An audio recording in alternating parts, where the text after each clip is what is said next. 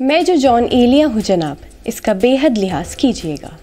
John Elia एक ऐसी शख्सियत जिनके शेर सबको ज़बानी याद हैं। आदाब, मैं हूँ आपके साथ अमीना माजिद। जॉन एलिया का जब भी जिक्र होता है तो उनके शेर सबको ज़बानी याद होते हैं, लेकिन आज हम आपको जॉन एलिया की ज़िंदगी से जुड़ी अहम बातें बताएंगे। आज मेरे साथ स्टूडियो में मौजूद हैं जॉन एलिया की भांजी हुमा रिजवी, जो एक मशहूर सहाफ़ी हैं और जिन्हें बहुत सारे अवार्ड से भी नवाजा जा चुका है। बहुत बहुत शुक्रिया हमें वक्त देने के लिए। मैं आपसे सबसे पहले आपके बारे में जानना चाहूँगी। तो हम जानते हैं आप एक मशहूर सहाफ़ी हैं, आपका दूरदर्शन से भी ताल्लुक़ रहा है, तो उसके बारे में कुछ बताइए।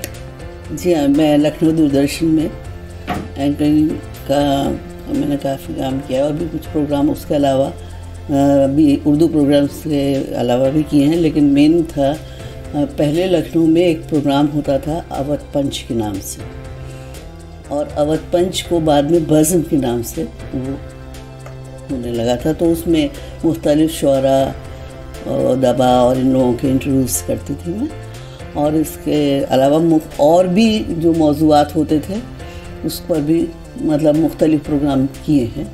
और आकाशवाणी लखनऊ से भी मेरे प्रोग्राम होते रहते थे, और उसमें ये अदबी और कल्चरल, लखनऊ के कल्चर पे भी काफ़ी मतलब मेरे प्रोग्राम्स होते रहते थे। और उर्दू अखबार, रात, हिंदी और ये सब भी सिलसिला रहता था, मसरूफियात इसकी चलती थी। जी, जैसे आपने अभी बताया आप दूरदर्शन से जुड़ी हुई थी जी, तो कैसा रहा आपका ये सफ़र पूरा? नहीं, बिल्कुल अच्छा रहा।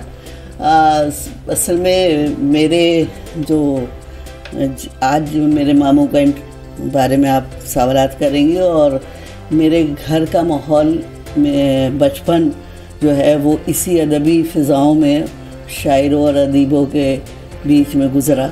और उर्दू जब मेरी अम्मी ने मुझे पढ़ाई थी और पापा ने मुझे उर्दू के शहर में या माहौल में ढाला था, तो मुझे उर्दू अदब से बहुत दिलचस्पी हो गई थी। और ज़बान के मामले में तो हमारे ये हाल था मेरे, ख़ासकर मेरे ननिहाल ददियाल दोनों में, कि छोटे से बच्चे को अगर वो शीन काफ उसका दुरुस्त नहीं होता था तो सबके सामने टोक दिया जाता था। तो हम लोग इस मामले में भी बहुत ही लिहाज रखते थे। और उसके बाद जब मैंने पहला ख़त लिखा अपने मामुओं को तो वो बहुत खुश हुए, और उन्होंने ये ख़ास तौर से सबने ताकीद की, 4 मामू मेरे, कि भाई अभी इस सिलसिले को कायम रखना, और ये मतलब उर्दू में ही दिलचस्पी रखे तुम्हारी बेटी। मैं सबसे बड़ी हूँ, हम 5 बहनें हैं, तो ये मेरा पहला ख़त गया। लेकिन ये है कि जब जॉन मामू इंडिया में थे, वो गए हैं सन 56 में यहाँ से पाकिस्तान, तो उन्होंने मेरे लिए 5 गाने लिखे थे, जिसमें से एक गाने का ये शेर है, हुमा फितरत के नज़ारों से खेलो, विसाल अदीबों शायरों की जान हो तुम, विसालों और अखबारों से खेलो। यहीं से मेरा जो एक किरदार साजी या कैरेक्टर बिल्डिंग समझिए हुई, तो उर्दू की तरफ मेरा रुझान हो गया। और आखिर में इत्तफ़ाक़ ऐसा है कि जब मेरी तालीम की इब्तदा हुई तो मैं अलीगढ़ में थी, पापा मेरे पोस्टिंग वहाँ थी, और उसके बाद आखिर में उर्दू लिटरेचर से मैंने अलीगढ़ मुस्लिम यूनिवर्सिटी से एमए किया। उसके बाद मैंने post graduate diploma in journalism किया, और जब मैं लखनऊ आई तो फिर मेरा सिलसिला दूरदर्शन से क़ायम हुआ और सहाफ़त से काम शुरू कर दिया मैंने जी। लेकिन एक अरसा गुज़र गया, अब इधर मुझे 12 साल हो गया दिल्ली में। यहाँ आके कुछ ऐसे हालात हुए, मेरी वालदा पहले तो बीमार हुई और मेरे शौहर को हार्ट अटैक पड़ा, और 5-6 साल काफ़ी बीमार रहे ये लोग। तो मैं उर्दू दुनिया और दिल्ली की दुनिया से थोड़ा सा कटी सी रही। अब दोबारा से ये सिलसिला कायम हुआ है, तो आज आपके यहाँ भी इस सिलसिले में सबसे मेरा बात कायम हो रहा है, राब्ता ये है। जैसे आपने अभी बताया कि जॉन एलिया ने आपके लिए 5 गाने लिखे थे, तो मैं जानना चाहूँगी थोड़ी और चीज़ें कि आपका उनके साथ ताल्लुक़ जो था वो कैसा था बचपन से ही? देखिए, जब वो यहाँ से गए थे, मैंने आपको बताया, तो मैं 1 साल की थी। और क्या कहते हैं, वहाँ यहाँ पर जब वो गए थे तो वो जाना नहीं चाहते थे, और अम्मी यहाँ थी और बाकी 3 मामू वो 47 से पहले ही तकरीबन चले गए थे। और ये चूँकि बीमार पड़ गए तो मामू ने बुला लिया। अम्मी भी वहाँ अमरोहा में नहीं रहती थी, नाना का भी इंतकाल हो गया था, तो वो बिल्कुल तन्हा थे। उस तन्हाई और उदासी ने उनको मतलब बीमार कर दिया और उनको जाना पड़ा था। जैसे हम जब भी उन्होंने जो गाने ये सब लिखे थे वो तो पहले लिखे थे, उसके बाद हम लोग गए काफ़ी। अम्मी बचपन बहुत छोटे थे तब भी गए और बाद में भी जाते रहे, लेकिन फिर वो यहाँ ज़्यादा आए, दिल्ली और लखनऊ भी रहे हम लोगों के पास, और ज़रा उनसे रब्ता रहा, हम सबका मिलते रहे। मैं जानना चाहूँगी इनका बच्चों के साथ कैसा बर्ताव था? जैसे आपका तो उनसे बहुत सिलसिला रहा है। हाँ, नहीं हो जाहिर, जब हम गए बचपन में गए थे तब भी जाहिर है कि वो सबसे छोटे थे अपने घर में भाइयों में, तो हम लोगों की नज़र में वो जॉन एलिया हो या कुछ हो, उनके लिए हम सबसे वो छोटे मामू होने के नाते हम लोगों से बहुत ज़्यादा फ्री थे और हम उनसे थे। हमारे लिए वो था कि ये हमारे मामू हैं, छोटे वाले हैं, तो जॉन एलिया से मतलब नहीं था, और इसीलिए वो खेलते भी थे और बच्चों के साथ वो बच्चा बन जाया करते थे। हम लोगों के साथ भी यही था। फिर जब वो बाद में यहाँ आए तो हमारे जो सब बच्चे हैं, हमारी बहनों के भी बच्चे और मेरे बच्चे लखनऊ में छोटे तब थे, तो वो मेरे तीनों बच्चों से भी वो ऐसे ही खेलते थे। और मतलब ऐसा था कि पता चला कि वो फर्श पे बच्चे उन्हें घोड़ा भी बना रहे हैं, तो बन रहे हैं, जिनों के किस्से भी हो रहे हैं, जो अमरोहा के जो बचपन में हमने भी सुने थे, जिनों के किस्से या जो वाक़यात पुरस्कार किस्म के। तो ज़ाहिर है ये अदीब व शायरों का घर था, ये माहौल था, तो हमारे बच्चे भी, और हम जब बच्चे थे तब हमें भी सुनाया करते थे। तो एक तसलसल से हम लोग के जहन में उनकी वो वाली शख्सियत तो नहीं थी ना, हमारे बच्चों की भी उस उम्र में कहाँ होती है, उसमें तो ये हमारे नाना है या ये हमारे मामू। तो वो एक खेल होता था, बहुत बेतकल्लुफ़ थे हम लोग उनसे सबसे ज़्यादा, और बड़े मामू से ज़रा ज़्यादा रेस्पेक्ट थी, इनसे फ्री थे। जैसे हम उनके शेर देखते हैं तो उसमें एक बहुत ज़्यादा गहराई है, मतलब अभी की जनरेशन भी जो है वो भी उसे पढ़ रही है, पहले के लोग भी उसे पढ़ चुके हैं। तो मैं जानना चाहूँगी वो सफ़र कैसे उनका था, शायरी में जो वो आए वो सफ़र कैसा था उनका? जी हाँ, देखिए ऐसा है कि हमारे जो अमरोहा में एक तो अदबी माहौल बहुत रहा है, और उस दौर में अदब का और किसी भी ज़बान के अदब का बहुत मतलब चर्चा था, लोग मुतालिया भी बहुत करते थे। और उसके अलावा साथ साथ ये कि हम इनके अकबर के ज़माने में या किसी दौर में बादशाहत के ज़माने में अमरोहा से भी बहुत से लोग वहाँ मनसबदार या वज़ीर या ये सब बन के जाते रहे थे। तो अब्दाल मोहम्मद साहब जो मेरे ननिहाल के समझिए फोरफादर्स में से थे, तो वो भी दरबार में मनसबदार के ओहदे पर थे। तो वहाँ मीर तकी मीर के शागिर्द मोहम्मद निसार से उनका ताल्लुक़ पैदा हुआ, शेर व अदब की दिलचस्पी की वजह से, और यूँ उनसे बेहद इतना गहरा वो हो गया ताल्लुक़ के वो बाद में जब हमारे अम्मी के ये अब्दाल मोहम्मद साहब पर ये फोरफादर जो थे ये आए अमरोहा, तो निसार साहब को अपने साथ लेकर आए थे, और वो आखिरी वक्त तक अमरोहा में हमारे ननिहाल के दीवान खाने में क़याम किया, हमेशा रहे। मुसफ़ी भी आते थे उस घर में या उस माहौल में, बड़े अदीब व शायर और मुफ्ती और आलिम सभी आया करते थे। चूँकि मेरे नाना सैयद अल्लामा शफ़ीक़ हसन एलिया बहुत बड़े आलिम भी थे, शायर भी थे, और उसके अलावा उनका सितारा शनासी से इससे बहुत ज़्यादा दिलचस्पी रही, तो उसकी वजह से उनका ग्रीनविच से ऑब्ज़र्वेटरी से इससे बहुत सब चीज़ों से भी उनका ताल्लुक़ रहा, और अल्लामा का खिताब भी दिया गया था। और नेपच्यून के बारे में तो मैं, जॉन मामू ने कहते थे कि वो सितारा उस ज़माने में नया नया उसका पता चला था, तो इतना नाना उसके बारे में बात किया करते थे कि हमारी नानी को उनसे एक जेलसी सी हो गई थी।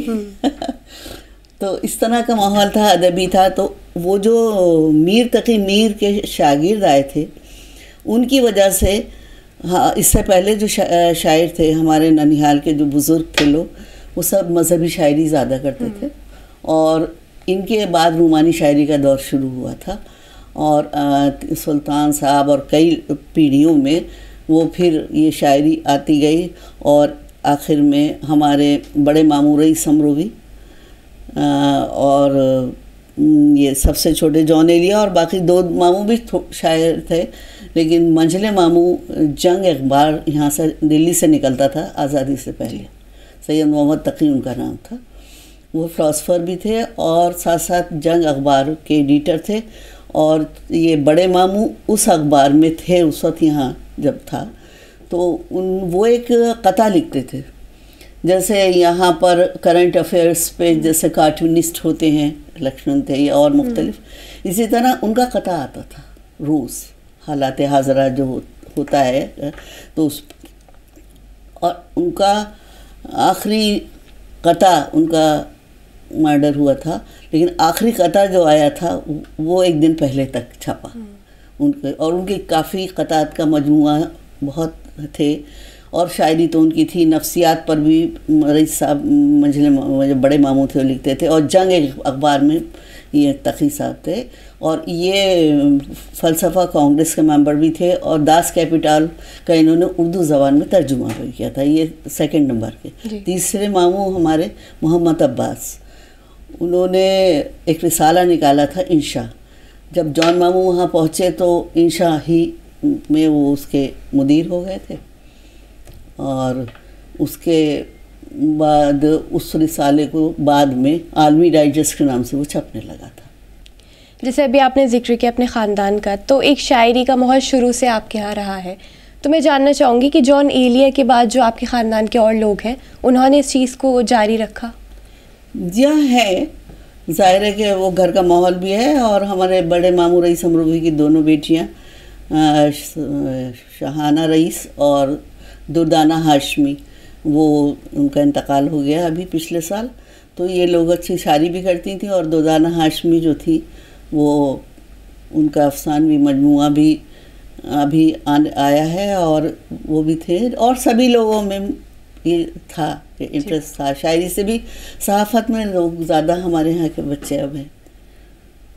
मैं आपसे ये जानना चाहूँगी कि जैसे जॉन एलिया का जब भी जिक्र होता है तो उनकी शायरी को अगर हम देखें तो बहुत ही गहराई हमें नज़र आती है उसमें, तो मैं जानना चाहूँगी वो नेचर वाइज कैसे थे? वो बहुत ही संजीदा थे या फिर खुश मिजाज कैसे थे, वो हम जानना चाहेंगे। देखिए, संजीदा शायरी भी उन्होंने की है, आलिम भी थे, मजहबी आलिम भी थे। वो ऐसा नहीं है कि वो सिर्फ रोमानी शायरी की हद तक थे, चूँकि घर का माहौल भी वही था, तो तरबियत भी उसी किस्म की थी। और वो जो है अमरोहा का जो माहौल था उसमें अरबी और फ़ारसी के जो आलिम थे, तो उन दोनों से उन्होंने फैज़ हासिल किया था, और उलमाए देवबंद से भी उनका काफ़ी उन्होंने फैज़ हासिल किया और उनसे तालीम हासिल की।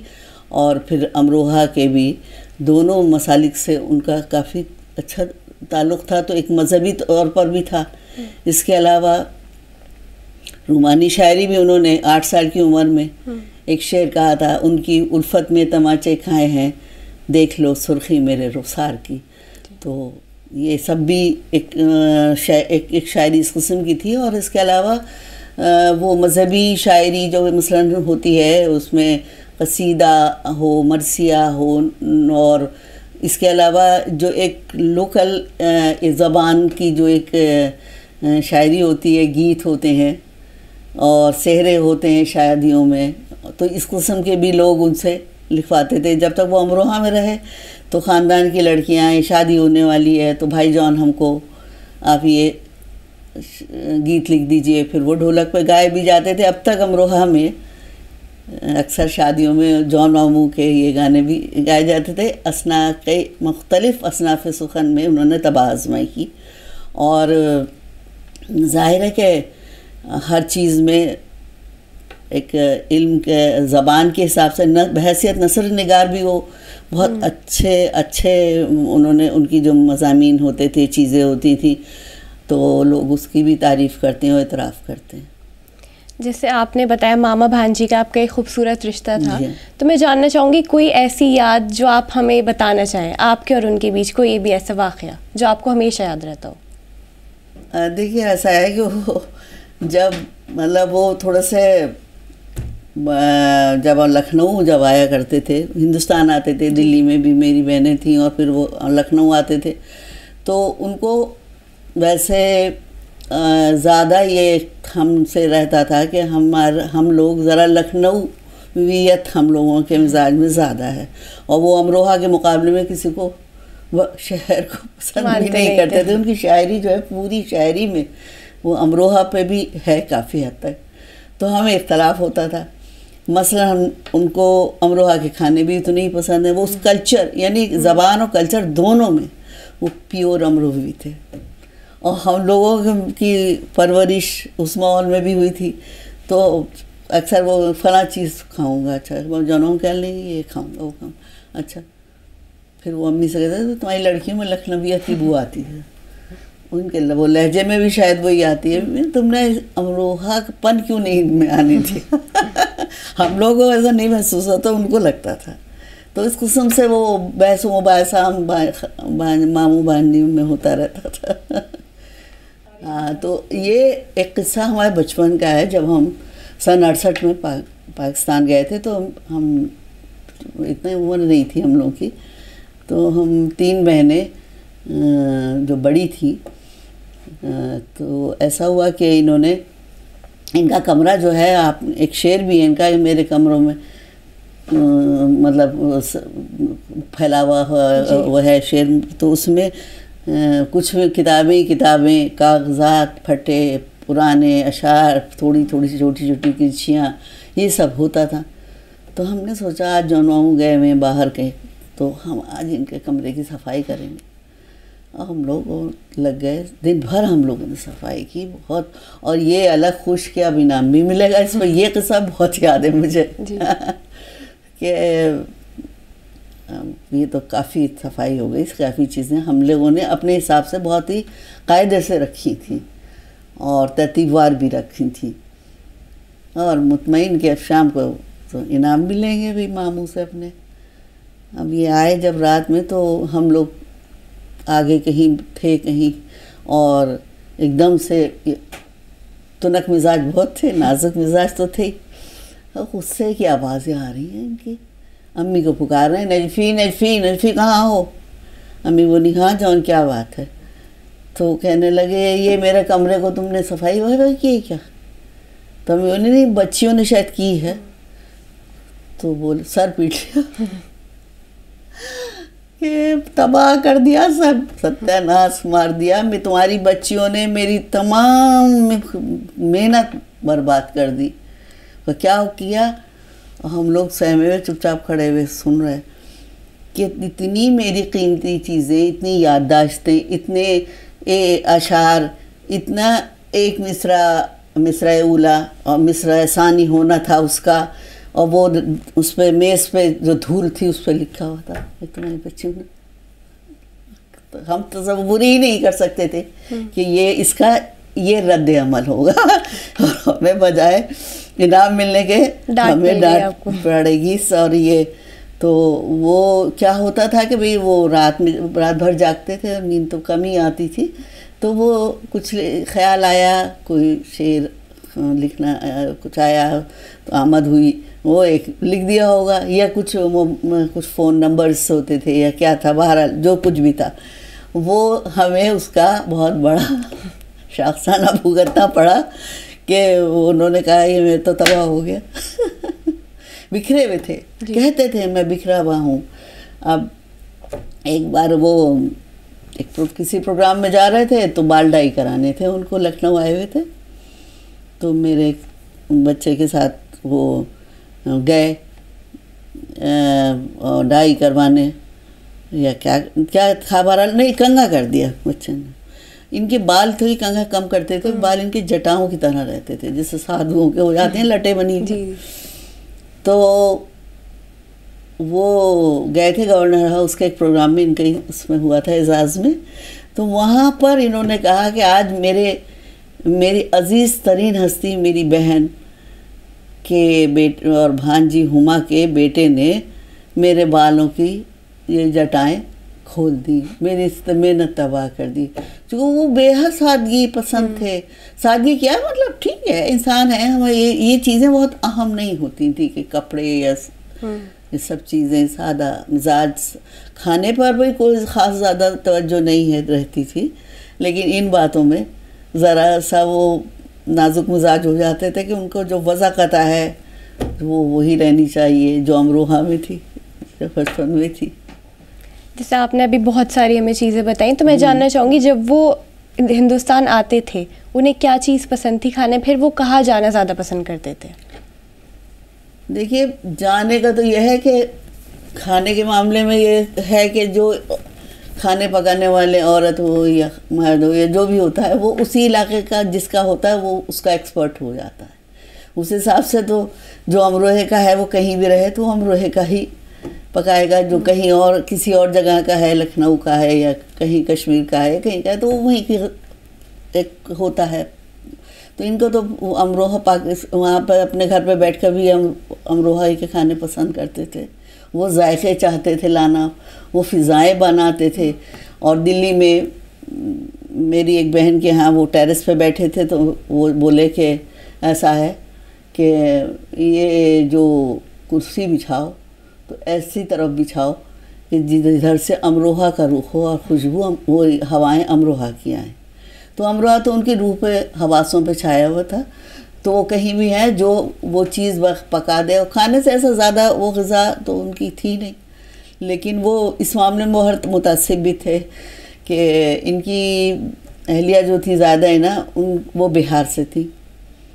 तो जब ये साथ थे तो अम्मी जब गई तो उनकी जो वालदा थी ज़ायदा साहिबा की, तो उन्होंने ये कहा कि हम जब पुलाव पकाते हैं, एक तो बिरयानी होती है, एक पुलाव होता है यखनी वाला, तो जॉन को कभी पसंद नहीं आता। तो अम्मी को सब भाई प्यार में अप्पो कहते थे। तो आप बताइए कि कैसे हो पकता है? तो अम्मी ने कहा अरे नहीं, अम्मी थोड़ा सा वो ही कि नहीं, आप तो खुद इतना अच्छा खाना वाना पकाती हैं। मैंने आप बताइए। तो जॉन को नहीं पसंद आता। तो पता चला कि सौंफ नहीं डालती थी वो। तो ये इस हद तक भी पहुंच जाते थे उस की याद में। खाना है नहीं उतना, लेकिन वो यादें, वो जो यादों का जो बलवा, उनका शेर भी है कि यादें क्या हैं, बलवा है, वो जो है वो उनके ख़मीर की उठी हुई शख्सियत थी। वो उसकी वजह से वो शायरी में भी हर चीज़ में आप देखिए, बान नदी के पास अमरोहा में जो लड़का रहता था, अब वो कहाँ है? मैं तो यही हूँ। गंगा जी और जमुना जी, एक बान नदी थी, वहाँ जाकर ये सब अपने दोस्तों के साथ अपने शेर और शायरी हुआ करती थी। ये सारी जब आप बातें बता रही हैं, इससे पता चलता है उनका कितना जुड़ाव था अमरोहा से, मतलब हमेशा अमरोहा रहा। हर शेर उनका जो है वो उसी यादों में था। और ऐसा लगता है अब तो कि आदमी जिस बचपन में जिस जगह से उसका ख़मीर उठता है, जिस माहौल में रहता है, वो अपने बुढ़ापे तक उससे अलग नहीं हो पाता है। तो वो ज़ाहिर है कि वो तो था ही उनका। और उसके अलावा ये भी था कि अपने ज़बान, अपनी कल्चर, अपने अल्फाज का जो एक वो था कि प्रिजर्व करने वाली बात। अब जैसे आप ये देखिए, हमारी ज़िंदगी अब जो जितनी पहुंची है, तो हम ही देखते हैं कि कितने अल्फाज जो हैं अब इस्तेमाल हमारे यहाँ, हमारे घरों में, हमारे बच्चे, हम लोगों क्या नहीं हो पा रहे। बदल रहा है, ज़माना बदल रहा है, बदलता भी है, इर्तक़ा है ये तो एक दुनिया का। तो ये जॉन मामू जो थे, वो पाकिस्तान जो डिक्शनरी तैयार गवर्नमेंट की तरफ तैयार हो रही थी, तो वो जॉन मामू ही उसके कर रहे थे। तो उन्होंने ये बताया था एक बार कि अमरोहा में जो अल्फाज बोले जाते हैं आज भी हैं, वो अल्फाज कुछ उसमें जो अब इस्तेमाल हो रहे हैं वो मतरूक हो गए, अब ख़त्म हो गए, बोले नहीं जाते, लेकिन अमरोहा में आज भी हैं। तो ज़बान को प्रिजर्व रखने का माहौल भी वो ये कहते थे कि छोटे कस्बों में और माहौल में ज़्यादा होता है बनिस्बत बड़े शहरों के। अपने ज़बान बदलनी पड़ती है और माहौल बदल जाता है, जितने लोग होते हैं उनसे मिलने जुलने में बहुत कुछ चेंज होता है। लेकिन अमरोहा की वो जो ज़बान थी, वो अल्फाज थे, तो वो जॉन मामू की शायरी में आपको बहुत जगह मिलेंगे। जैसे आपने बहुत सी दिलचस्प बातें बताई, तो आखिर में मैं आपसे ये जानना चाहूँगी कि जो अभी की जनरेशन है वो बहुत ज़्यादा जॉनी लिया की शायरी की तरफ जा रही है, तो इस पे आपका क्या कहना है? जी हाँ, वो जनरेशन का तो ये है कि एक तो उसमें मतलब उनका दीवान नहीं छपा था उनकी ज़िंदगी में। शायद उनका एक दीवान था, वो भी आखिरी उम्र में। सलीम जाफरी साहब थे दुबई में, उन्होंने जश्न जॉनी लिया किया था दुबई में, और उसमें उससे पहले उन्होंने वो एक बड़े मुश्किल से इसरार करके उनका ये दीवान छपवाया था। उनके इंतकाल के बाद खालिद अंसारी साहब ने और लोगों ने मिलकर, हमारे एक भाई थे मुमताज़ सईद, और भी लोगों ने मिलकर, उनके दोस्तों ने उनके बाकी जो दीवान हैं वो शाया हुए। और अब ये आखिरी जो कुछ ये जो शायरी है और शायर थे, ये क्यों के नाम से अभी इसका रस्मी इजरा भी हुआ है। और तो वो जो है ना, उनकी शायरी उनकी ज़िंदगी में, हालांकि वो उस वक्त भी बहुत कामयाब थे। अमरोहा जब गए थे उस वक्त भी वो एक अच्छे शायर माने जाते थे और कलाम उनका एक था मुस्तनद और बहुत अच्छा। लेकिन ये कि जिस तरह से ये जो आज की नस्ल है, इसमें उनका जो कलाम है, उसकी जो बेसाख्तगी, बरजस्तगी और जो आसानी वाला आसान ज़बान है, वो उस वजह से ये नई नस्ल में ज़्यादा पॉपुलर हुए। लेकिन ऐसा नहीं है, उनका बहुत मुश्किल कलाम बहुत है और बहुत चीज़ें हैं। और अरबी और फ़ारसी से भी उनका मतलब काफ़ी वो ताल्लुक़ रहा, हिब्रू से, मुख्तलिफ़ ज़बानों में, हमारे नाना का भी, उनका भी और मामूओं का भी। लेकिन ये कि अब नई नस्ल वाकई बहुत ज़्यादा पसंद कर रही है, और कुछ सोशल मीडिया का ज़माना है, कुछ अब उनका तमाम कलाम शाया हो चुका है, और तो ये भी वजह है, पसंद कर रहे हैं लोग उनको। और उसके अलावा ये भी है कि उनकी शायरी कहीं ना कहीं आदमी के असली जो मेरे दिल में है वो आप तक पहुंच रहा है, ये एक है। तो वो अवाम की ज़बान बन के सब जिस तरह से ज़बान इस्तेमाल कर रहे हैं, उससे लोगों के दिल तक वो बात जा रही है। अच्छा, एक वाक़या उनके बेटे का जी। ये था कि उनके बेटे का नाम है ज़रीउन जी। और ऐसा था कि उनके 3 बच्चे हैं। फैनाना बड़ी बेटी है, सुहैना है, और सबसे छोटा ज़रीउन। और मेरे बेटे का, मंझले बेटे का नाम है ज़रिया। तो वो इत्तफाक से एक ही 8 मार्च, ये वो दोनों एक ही डेट ऑफ बर्थ है।